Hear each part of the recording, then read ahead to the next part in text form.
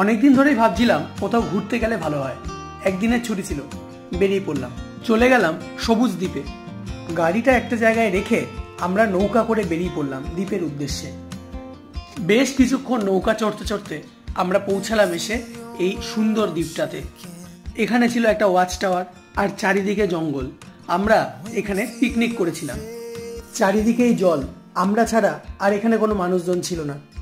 তোমাদেরকে দেখাবো ওয়াচ টাওয়ারের ওপর থেকে জায়গাটা কতটা সুন্দর দেখতে লাগে। আমরা এখানে দুটো নৌকা ভাড়া করে এসেছিলাম। শীতকালে গেলে এই জায়গাগুলো কিন্তু এতটা ফাঁকা থাকবে না, সেই সময় কিন্তু এখানে ভালোই লোক হয়। এই ভিতরটাও বেশ অনেকটাই জায়গা নিয়ে, একটা পার্কের মতো। এখন তোমরা যে জায়গাটা দেখছো এখান থেকেই নৌকা ছাড়ে। একটা গোটা দিন আমরা খাওয়া দাওয়া গান বাজনা করে দারুণ কাটিয়েছিলাম এখানে। আমার চ্যানেলে এরকম আরও জায়গা দেখতে থাকো। দেখা হচ্ছে পরের ভিডিওতে।